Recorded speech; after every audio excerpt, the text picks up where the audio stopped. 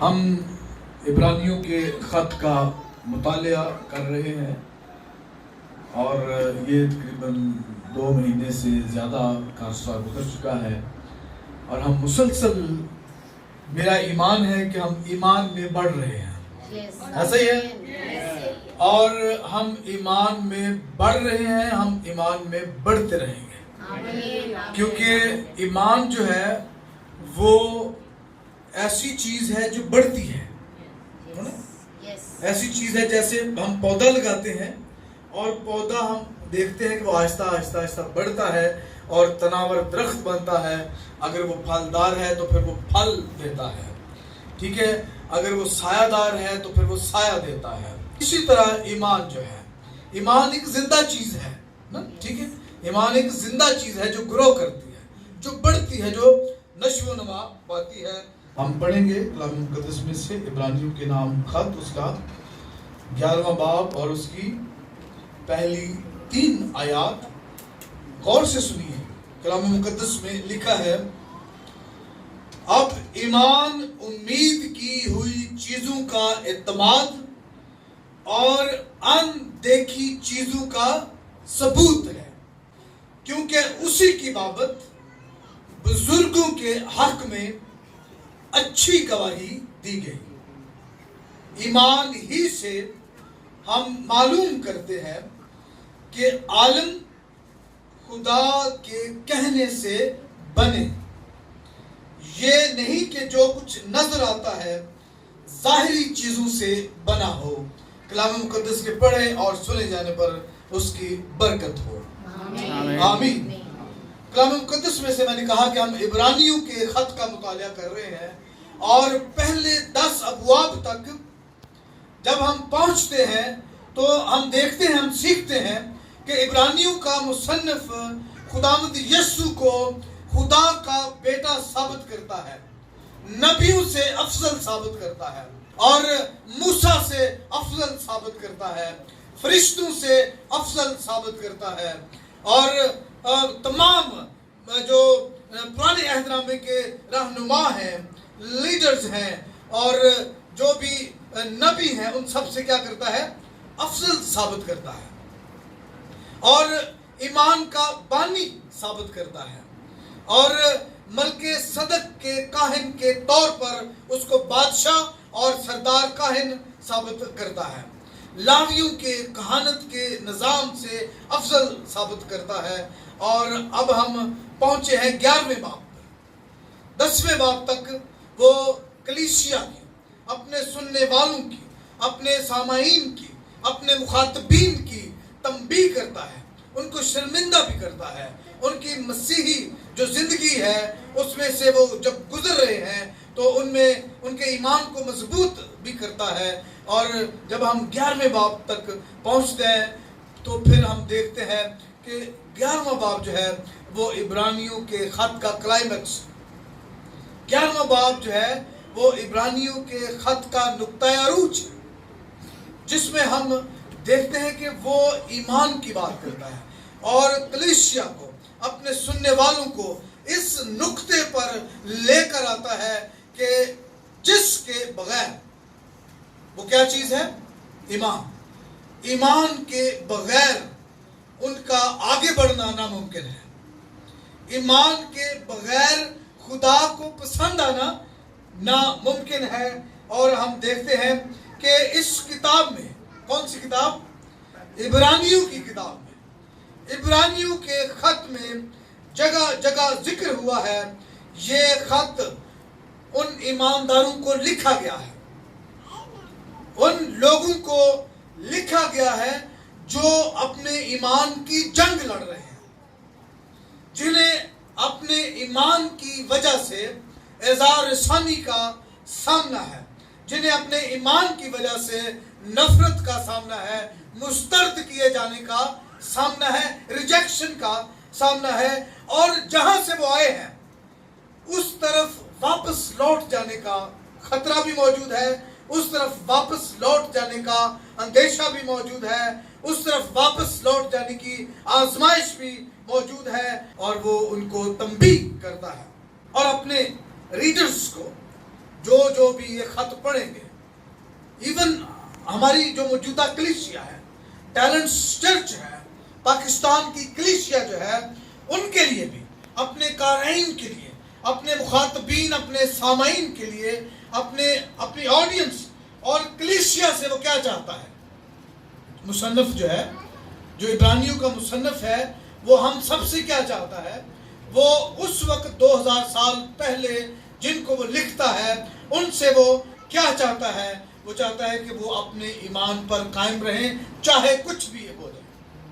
وہ چاہتا ہے کہ وہ اپنے ایمان پر قائم رہیں، چاہے اس کے لیے کچھ بھی قیمت ادا کرنی پڑے، چاہے اس کے لیے اپنی جان کی قیمت ادا کرنی پڑے، چاہے اس کے لیے اپنی آسائش، اپنے وسائل، اپنی چیزوں کی، اپنی جائیداد کی، اپنے روپے پیسے کی قیمت بھی ادا کرنی پڑے، سب کچھ چھن جائے، سب کچھ جاتا رہے، حتیٰ کہ اپنی جان بھی جاتی رہے، تو بھی اپنے ایمان پر قائم رہنا ہی نجات کا باعث ہے۔ یہ وہ اپنی کلیسیا کو اس نقطے پر لے کر آنا چاہ رہا ہے، اپنے سننے والوں کو اس نقطے پر لے کر آ رہا ہے، اپنے پڑھنے والوں کو، اس خط کے پڑھنے والوں کو اس نقطے پر وہ لے کر آ رہا ہے کہ اپنے ایمان پر قائم رہیں، چاہے اس کے لیے کوئی بھی قیمت ادا کرنی پڑے۔ اور عبرانیوں 11 باب کے مطابق ایمان اس بات پر یقین کرنا ہے کہ خدا موجود ہے۔ اگر ہم ایمان نہیں رکھتے، ہمارا ایمان نہیں ہے، تو گویا ہم خدا کی موجودگی کا انکار کرتے ہیں۔ ایمان کا منکر ہونا کسی بغاوت سے کم نہیں ہے۔ وہ اپنے ریڈر سے، اپنے پڑھنے والوں سے، اپنی کلیسیا سے، ان ایمانداروں سے جو آزمائش اور مشکل حالات میں سے گزر رہے ہیں، ان کو چاہتا ہے کہ وہ اپنے ایمان پر قائم رہیں۔ ایمان پر قائم رہنے کے نتیجے میں انہیں کیا حاصل ہوگا؟ کہ خدا ان کو جزا دیتا ہے، خدا ان کو صلہ دیتا ہے، خدا ان کو اجر دیتا ہے، خدا ان کو انعام دیتا ہے، خدا ان کو بدلہ دیتا ہے، خدا ان کو اس کا پھل دیتا ہے۔ جو خدا کے وعدوں پر یقین رکھتے ہیں اور انہیں سچ مانتے ہیں، وہ انہیں صلہ دیتا ہے، انعام دیتا ہے، اجر دیتا ہے، پھل دیتا ہے۔ ایمان نجات کا واحد ذریعہ ہے۔ عبرانیوں کے خط میں 10ویں باب تک، 11ویں باب میں نے کہا کہ وہ نقطہ عروج ہے عبرانیوں کے خط کا، تو وہ بیان کرتا ہے، وہ یہ ثابت کرتا ہے کہ ایمان نجات کا واحد ذریعہ ہے۔ افسیوں کے خط میں بھی اگر آپ پڑھیں 2 باب اور اس کے 8ویں آیت میں، کہ ایمان کہ تم نے کیا کی ہے؟ نجات کس کے وسیلہ سے حاصل کی ہے؟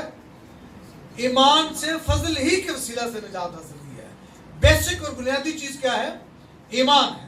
ہماری زندگیوں میں جب ہم ایمان رکھتے ہیں تو خدا کا فضل ہماری زندگیوں میں فلو کرتا ہے، خدا کا فضل ہماری زندگیوں میں آتا ہے جب ہم ایمان رکھتے ہیں۔ تو ایمان نجات کا واحد ذریعہ ہے۔ ایک دوسرے سے بات کریں، ایک دوسرے کی طرف منہ کریں اور انہیں بتائیں کہ ایمان نجات کا واحد ذریعہ ہے۔ ایمان خدا کی قوت کو اور خدا کی قدرت کو متحرک کرتا ہے، اور نجات کے لیے ایمان کا مرکز خداوند یسوع ہے۔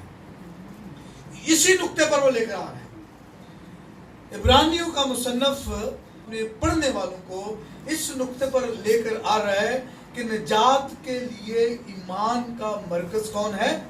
خداوند یسوع۔ آپ کی آواز نہیں آ رہی۔ نجات کا مرکز کون ہے؟ خداوند یسوع جو ہے وہ ہماری نجات کا مرکز ہے ایمان کے وسیلے سے۔ تو ایمان کا مرکز کون ہے پھر؟ خداوند یسوع۔ اور تسلی اور اطمینان ایمان کا پھل ہے اور ایمان کا نتیجہ ہے۔ اور ایمان نظر کیسے آتا ہے؟ ایمان ظاہر کیسے ہوتا ہے؟ کسی کو کیسے پتہ چلتا ہے کہ ہم ایماندار ہیں، ہم ایمان رکھتے ہیں، ہمارے ایمان کا مرکز یسوع ہے؟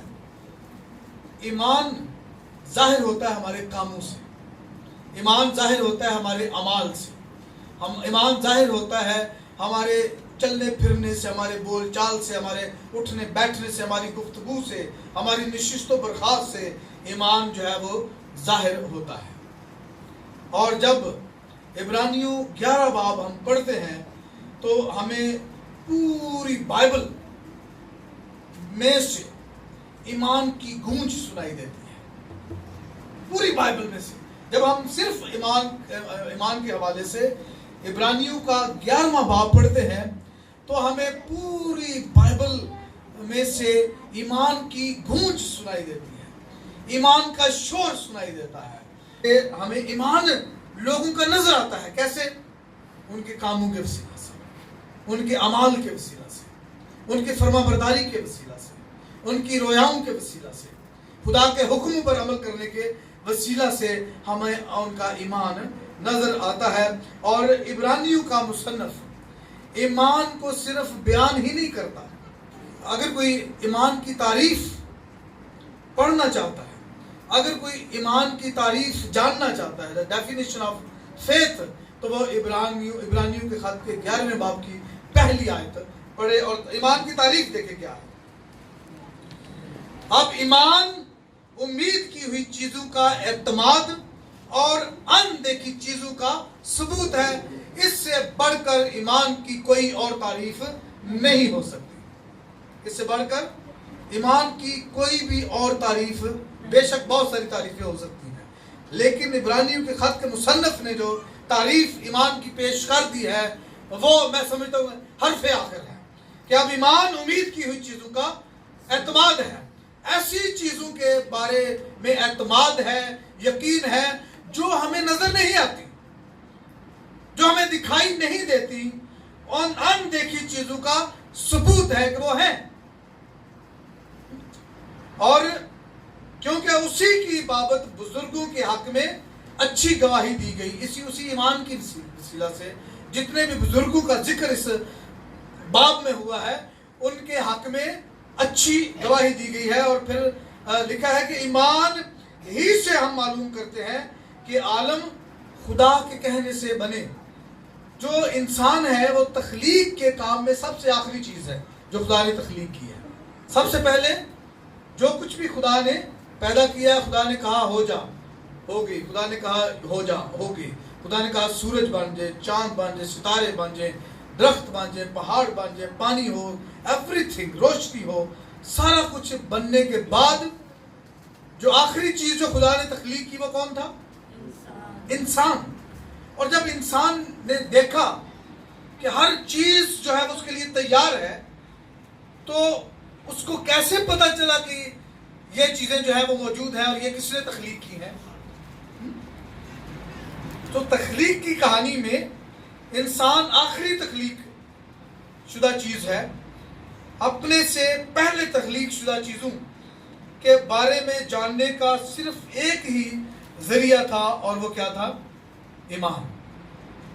ایمان کے وسیلے سے وہ یہ ایمان رکھتا ہے کہ یہ سب کچھ خدا نے تخلیق کیا ہے، اس خدا نے جو اس کے ساتھ ٹھنڈے وقت میں رفاقت رکھنے کے لیے آتا ہے، یہ اس کا ایمان ہے کہ یہ ساری چیزیں اس نے تخلیق کی ہیں۔ جو عبرانیوں کا مصنف جو ہے وہ، میں بیان یہ کر رہا تھا کہ ایمان کی تعریف ہی بیان نہیں کرتا اور ایمان کی ڈیفینیشن ہی پیش نہیں کرتا، بلکہ ایمان کی مثالیں دیتا ہے، ایمان رکھنے والوں کی مثالیں دیتا ہے اور ایمان کا ثبوت پیش کرتا ہے۔ اور یہ جو فہرست ہے جو 11ویں باب میں عبرانیوں کا مصنف پیش کرتا ہے، 25 لوگوں کی فہرست وہ پیش کرتا ہے۔ ابھی اس سے بہت زیادہ لوگ ہیں۔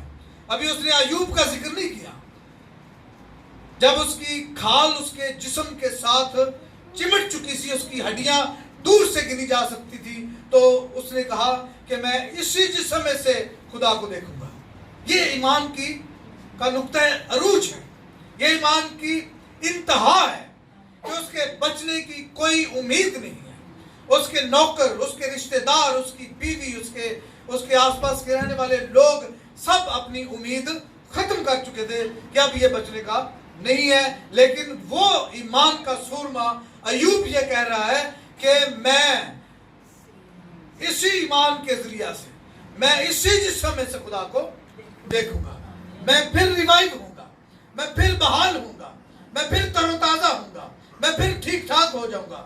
یہ ہے ایمان، یہ ہے ایمان کی انتہا، جس کا ذکر ابھی ایلیا کا ذکر نہیں ہوا، ابھی الیشا کا ذکر نہیں ہوا، ابھی تو صرف 25 سے 30 لوگوں کی فہرست ہے، اور اس نے کہا کہ میں ابھی اور کس کس کا ذکر کروں، ابھی اتنا وقت نہیں ہے، اب میں اور کیا کہوں، اتنی فرصت کہاں کہ جدعون، برق، سمسون، افتح، داؤد، سیمول اور نبیوں کا احوال بیان کروں، ابھی اتنا وقت نہیں ہے، یہ تو کتابیں بھر جائیں گی اگر میں ان سب کا ذکر کروں، تو وہ سب کا ذکر نہیں کرتا، وہ چیدہ لوگوں کا ذکر کرتا ہے اور ایمان کا ثبوت پیش کرتا ہے۔ لفظ ایمان عبرانیوں کے خط میں 11ویں باب میں 25 دفعہ آیا ہے، اور تقریباً 25 لوگوں کا ذکر کرتے ہوئے وہ ایمان کا اظہار کرتا ہے، ایمان کی بات کرتا ہے۔ اور ایمان کیا ہے؟ میں نے ذکر کیا کہ اندیکھی چیزوں کا ثبوت ہے۔ Faith is an act of seeing things invisible. اندیکھی چیزوں کو دیکھنے کا عمل ایمان۔ تو اس ایمان کی بات کر رہا ہے تاکہ چاہے کچھ بھی ہو جائے، یہ کلیسیا، یہ ایماندار، یہ خدا یسوع کے خون کے خریدے ہوئے لوگ اپنے ایمان سے نہ پھر جائیں۔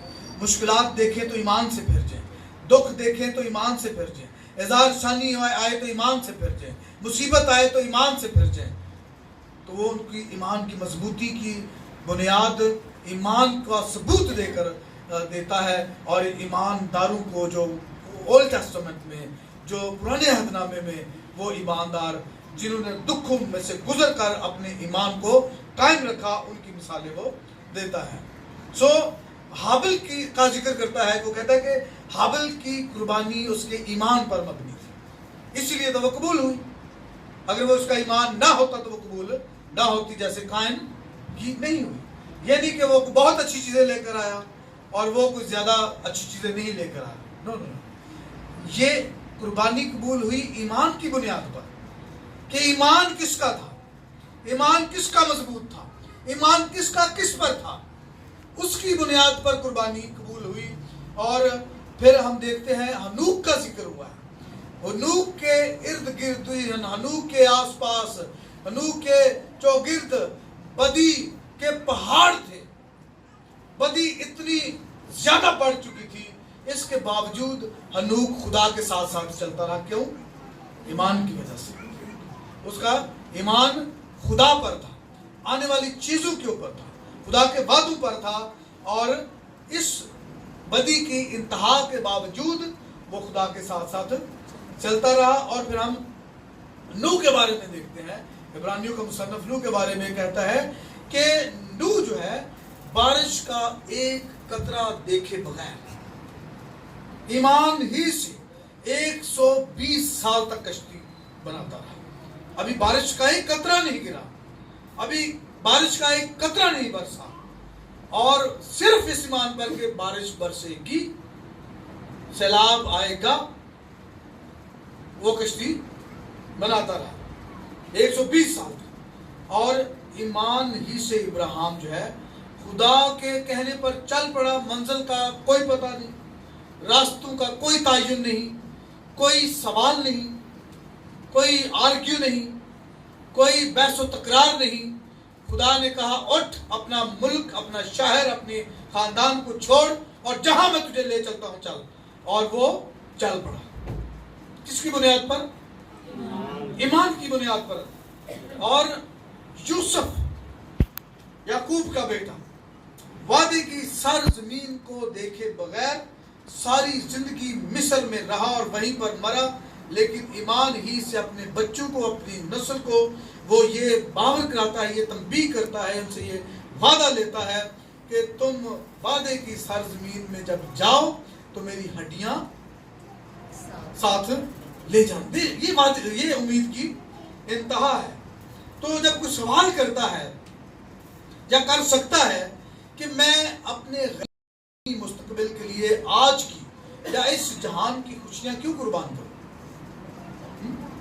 تو پھر اسے یہ جاننے کی ضرورت ہے، بینگ اے کرسچن، مسیحی ہوتے ہوئے، ایماندار ہوتے ہوئے ہمیں یہ جاننے کی ضرورت ہے کہ مسیحیوں کے لیے، ایمانداروں کے لیے مستقبل غیر یقینی نہیں، کیونکہ مستقبل اس کے ہاتھ میں ہے جس پر ہم ایمان رکھتے ہیں۔ تو پھر ہمیں غیر یقینی مستقبل کی بات کرنے کی ضرورت نہیں ہے۔